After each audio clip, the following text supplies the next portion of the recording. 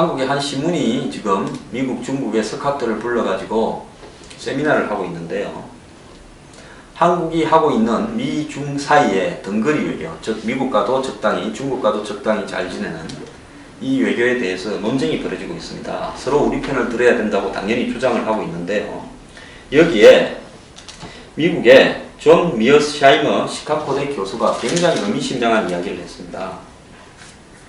우리가 굉장히 조심해서 앞으로 대처해야 될 문제라고 보는데요. 한국이 만약 중국과 경제적 차원에서 가까이 가고 미국과는 안보 차원에서 더 가까이 가는데 만약 둘 중 하나를 선택해야 된다면 미국 쪽으로 갈 것이다. 이렇게 본다면서 좋은 이야기를 처음에 했습니다. 미국 사람들 항상 이렇게 이야기하죠. 안보가 경제보다 앞서고 안보는 목숨이나 생존과 연관되어 있다. 이렇게 이야기를 하면서요. 그는 한국이 선택을 해야 될 상황에 놓일 때 중국 편을 들면 미국과의 관계는 끝나는 것이다. 라면서 중국이 안보를 제공할 수 있다고 생각하는 것은 불가능하고 위험한 선택이다. 라고 이야기를 했습니다. 이 사람은 미국에서도 상당히 이스라엘과 미국과의 관계에서 작은 이스라엘이 미국을 어떻게 상류층을 통제하는가라는 부분에 대해서도 전문가고 굉장히 전략 전문가로서 꼽히는 사람인데요. 여기에서 이 사람이 한 이야기는 기본적으로 한국이 현재처럼 가는 부분이 언젠가는 둘 중에 하나를 택하라는 양자택일론에 놓일 것이고 거기에서 한국이 안보와 관련된 사항, 즉 난사군도 문제 있지 않습니까? 그런 문제에 있어서 중국 편을 들기 시작하면 미국과의 관계는 사실상 끝나는 것이다 라는 부분을 이야기한 겁니다. 아마 미국의 싱크탱크나 조야에서 이런 정도의 이야기를 노골적으로 한 사람은 이분이 처음일 거라고 보이는데요. 우리가 지금 어떤 선택을 해야 될지 굉장히 고심해야 될 때라고 봅니다. 지금 서울에서 세계 지식 포럼이 열리는데 여기에 누리엘 루비니 뉴욕대 교수가 왔습니다. 이분은 지난 2008년 세계 금융위기를 정확하게 미리 아주 자세하게 예측하고 경고한 것으로 해서 세계적으로 유명한 학자가 됐습니다. 그리고 그 이후에 일정한 자기 논리를 가지고 세계 경제가 아직도 위기다. 퍼펙트 스톰, 즉 안 좋은 일들이 겹쳐서 지금까지 겪지 못한 위기가, 큰 위기가 다시 올 수 있다라고 경고하고 있는데요. 그래서 전망을 어둡게 한다 해서 미스터 둠이라는 어떤 별명을 얻고 있습니다. 이분은 중국 경기가 난착륙을 하고 있어서 굉장히 어려워질 것이다. 그렇게도 지금 이미 예상을 한 분인데요. 이분이 한국 경제에 대해서 뼈아픈 경고를 했습니다. 중국 경제의 둔화, 그리고 우리 한국 내에 구조조정을 더디게 하는 정치제도. 자, 이것은 뭘 이야기했는가 하면 지금 4대 개혁을 하겠다고 하는데 공무원 개혁이니 연금 개혁이니 노동 개혁이니 금융 개혁이니 교육 개혁이 어느 하나도 제대로 되지 않고 할 때마다 여야 좌우 진보 보수 간에 싸움이 벌어지면서 하나만한 계획이 되어가고 있지 않습니까? 이런 부분을 이야기하는 거예요. 그리고 빠르게 진행되는 고령화 등이 한국이 당면한 최대 위기이다 라고 이야기를 했습니다. 그래서 이 한국의 구조개혁이 매우 느리다.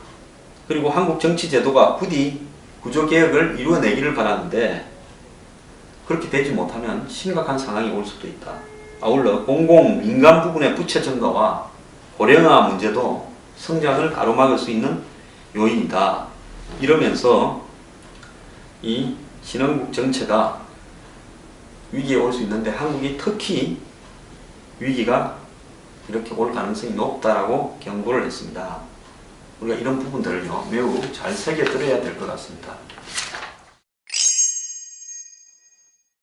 이 급전이 필요한 서민들을 상대로 200억대 골드바 카드깡을 한 사람들이 적발됐는데요. 이 사람들은 이 조그마한 금 덩어리 있지 않습니까? 골드바를 판다고 인터넷 오픈마켓에 광고를 내고 주문자가 오면 혹시 급전을 쓰지 않겠냐고 해가지고 마치 이 현금으로 돈을 받은 다음에 신용카드로 결제를 시킨 다음에 그 중에서 금을 이렇게 파란 것처럼 해서 금에 따르는 부가가치세 10%와 또 금값의 수수료 7.5% 매매 차익을 떼고 나머지 돈은 다시 현금으로 준 겁니다. 그럼 이건 뭐냐? 카드를 끌었는데 실제 금은 안 주고 받고 안 하고요. 카드를 끊고 그 다음에 이 사람들은 금은 그대로 가지고 있은 채 이 부가세를 떼고 그 다음에 판매 수수료를 떼고는 이 사람한테 금을 보낸 것처럼 초콜릿 바를 보냈답니다. 그러면 이 사람은 카드를 끊고 뭡니까? 현금을 받은 거죠.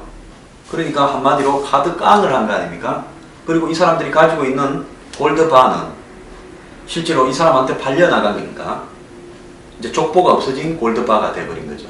이런 식으로 해가지고 이 200억대의 카드 깡을 했답니다. 그래서 이렇게 되는 부분은 금은 지하경제시장으로 들어가고 그 다음에 고이율로 카드 깡을 하게 되고 그렇게 되면서 중간에서 엄청난 마진을 먹는 이런 일들이 발생했다는 건데요. 요즘 서민들이 어려워지고 이용할 수 있는 대부기관조차도 위험하니까 이런 일들이 막 벌어지는 것 같습니다.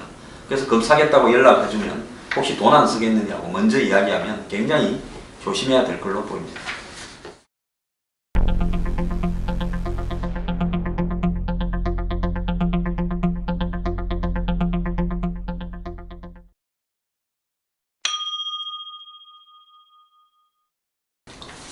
예, 주말이라서 정치 이야기 안 하려는데 조금 하고 마치겠습니다.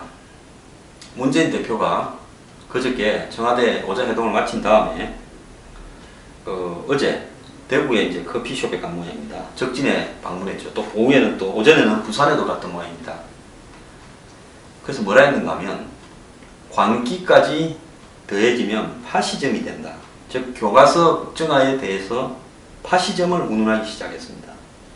지금 좌파나 야권 이런 사람들은 이번에 교과서 국정화를 마치 히틀러나 북한의 김일성에 비유해서 대통령이 나서서 교과서 국정화를 하는 부분은 이것은 현재와 같은 민주주의 시대에서 있을 수 없는 파시즘으로의 핵이다, 독재다라고 이야기를 해왔는데 이제는 야당의 총수격인 문재인 대표가 직접 나서서 이 보수주의자들에게 어떤 이 정책 수단이 광기가 생기면 이제 이것이 파시즘이 된다라고 이야기를 했습니다.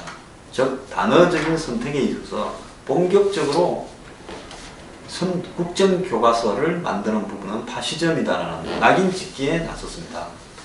유명한 언어학자들은요 항상 정치적인 어떤 싸움에서 이기려면 프레임을 그려야 되고 그 프레임에서는 낙인 찍기가 중요하다는 건데 앞으로 야권은 국민들을 상대로 국정교과서를 찬성하는 사람은 파시즘에 동조하는 사람이다라고 낙인 찍기를 하는 모양인데요. 이렇다면 보수 진영에서는 국정교과서에 반대하는 사람은 한마디로 한국의 역사를 부정하는 사람이다라고 우리는 이야기해야 될 것 같습니다. 어제 대통령이 이종걸 원내대표와 악수를 할 때 제가 웃음밖에 안 납니다. 오늘처럼 말 잘하면 더 인기 좋을 텐데 왜 그때는 이년 저년 하셨어요. 그러니까 지금 언론에는 EX 그 X라고 했는데 과거에 2012년 8월에 이종걸 원내대표가 그때 원내대표 되기 전에 의원일 때죠. 자신의 트위터에 장사의 수지 계산은 직원 몫이 아니라 주인에게 돌아가지요. 그들의 주인은 박근혜 의원인데 그 X 스스리 프레스 사과도 하지 않고 얼렁뚱땅 글을 올렸던 얼렁뚱땅이라고 이런 글을 올렸던 것을 상기시킨 겁니다. 자, 그래서 이 원내대표는 놀란 표정을 지으면서 아유 그때 죄송했다 사과드린다 했고 오늘 만나 뵈니 안 그런 분 같은데 오늘처럼 말 잘하고 이렇게 하면 더 잘 될 거다 이렇게 이야기했답니다.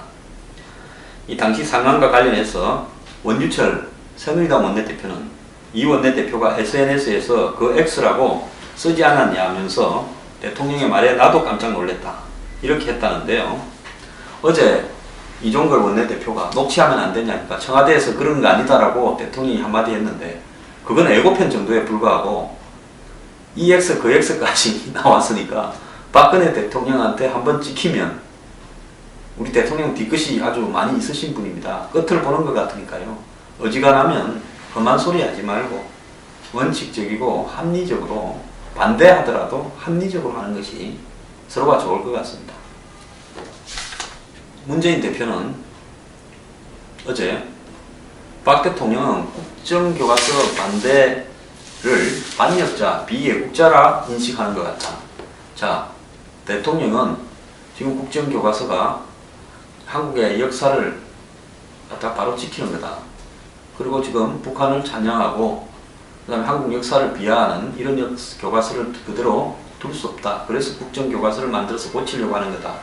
이렇게 이야기를 했습니다. 그런데 문재인 대표는 반역자, 비애국자라고 인식한다. 이것도 아까 이야기한 것처럼 일종의 프레임 전쟁입니다. 아까 문재인 대표가 광기까지 더해지면 파시즘이 된다고 지금 국정교과서 추진하는 세력을 파시즘이라고 이렇게 규정을 했고요. 또 대통령은 국정교과서 반대를 반역자, 비애국자라고 인식한다. 이렇게 또 이 낙인을 찍었습니다. 낙인 찍기가요. 상대방을 낙인 찍는 것뿐만 아니라 상대방이 인식하는 것까지도 또 본인이 생각해서 또 낙인을 찍는 겁니다.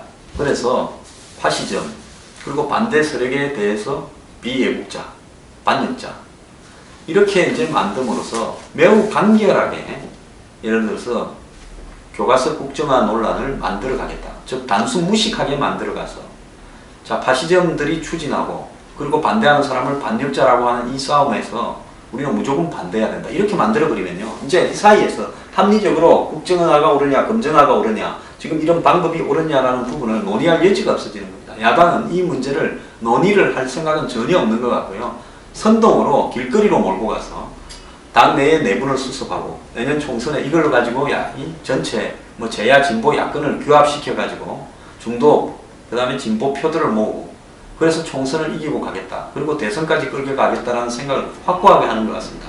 이렇게 된 이상은요. 박근혜 대통령께서도 이 문제를 보수의 가치로 당당하게 내어들고 보수 전체 전력을 다듬어서 국민들 앞에 왜 국정교과서를 해야 되는가에 대해서 본인도 상세하게 설명할 필요가 있고요. 더 나아가서 이 문제에 대해서 토론이 아닌 단순 무식한 낙인 찍기로 나서는 야권 세력에 대한 어떤 대응도 강력히 새누리당 등에 촉구를 해야 될 걸로 보입니다. 그러려면 지금 보수 진영 내부에서 등 뒤에 총을 쏘고 있는 새누리당 몇몇 반대하는 의원들이나 그 다음에 소극적인 교육부 관료들이나 국사 편찬위원들이나 이런 사람들에 대해서도 내부 정리가 필요하다고 생각합니다.